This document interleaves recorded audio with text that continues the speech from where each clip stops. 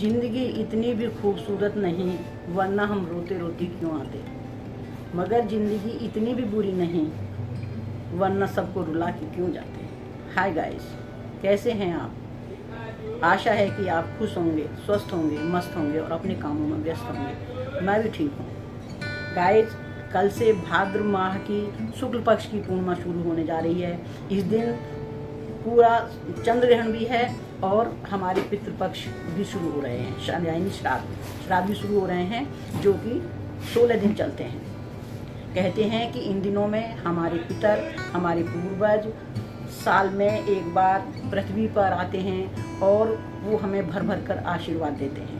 इसलिए जब कोई मेहमान घर में आता है तो सब उनकी इज्जत करते हैं, आदर करते हैं। इसी तरह से हमें भी अपने पितरों का स्वागत करना चाहिए, अपने घर की सफाई रखनी चाहिए, अपने दरवाजे पर साफ़ सुथरा रखना चाहिए, जिससे कि वो खुश होकर के हमारे अंदर आएँ, हमारे घर के अंदर आएँ और हमारे यहाँ अच्छा भोजन ग्रहण करें। गाइस, हमारे पितरों की जिस तिथि में मृत्यु होती है, उसी तिथि में उस पितर का श्राद्ध मनाया जाता है।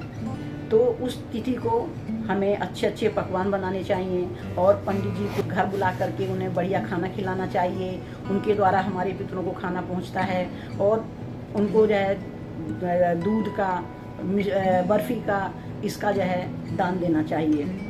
और श्रद्धा अनुसार जो आपको बन सके, कपड़े हों, बर्तन हों, वो पंडित जी को आप दक्षिणा में दें।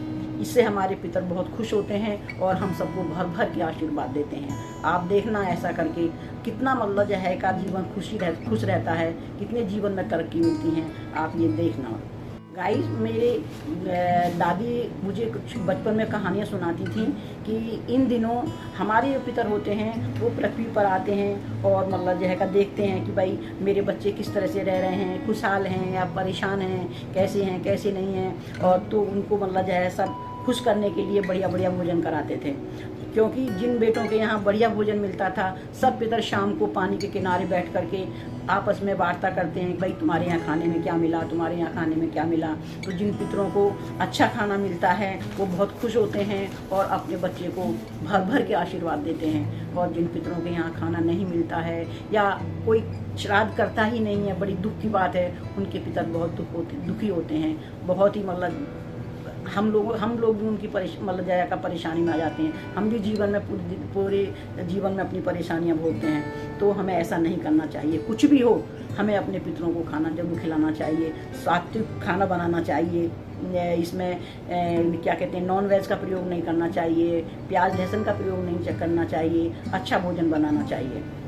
और सबसे आसान तरीका है गाइस, अगर आप ज़्यादा, क्योंकि आजकल की ज़िंदगी बहुत भाग दौड़ की है, किसी को टाइम नहीं मिलता है, तो सबसे आसान तरीका है आप सुबह को स्नान करके एक दोने में मीठा चावल लें, उसमें थोड़ा सा मतलब का घी डालें, हल्दी डालें, काले तिल डालें, वो कौ को दें, 2 रोटी गाय को दें, 2 कुत्तों को दें, 1 रोटी मीठा डाल करके उसका मलीदा चूरमा सा बनाएं, वो चींटियों को दें। देखना, इससे पितर हमारे बहुत खुश होते हैं, बहुत ज़्यादा खुश होते हैं और बहुत ज़्यादा हमको आशीर्वाद देते हैं। तो गाइस, मुझे जितना आता था मैंने आपको इस पितृपक्ष के बारे में, इन श्राद्धों के बारे में आपको बताया है।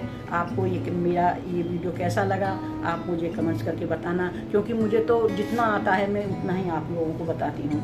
मैं कोई पंडित तो हूँ नहीं जो ज्योतिष शास्त्र के अनुसार आपको मतलब बताऊँ। मैं तो सादा भाषा में केवल आपको समझाना जानती हूँ। मैंने पिछले वीडियो में राधाष्टमी के बारे में कुछ आपको बताया था, तो वो आपको कैसा लगा बताना। और इस बार मैं आपको कुछ श्राद्ध के बारे में बताती हूँ। तो आप खुश होकर के, ये श्राद्ध हमारे यहाँ 16 दिन चलते हैं। 16 दिन आप जो है अच्छी तरह से मतलब जो है का खाना खिलाओ, गरीबों को खाना खिलाओ, किसी को सताओ मत, झूठ मत बोलो, बस इन्हीं सब नियमों का पालन करो। फिर देखो ज़िंदगी में कितनी खुशहाली आपके में आती है। Thank you guys, Radhe Radhe.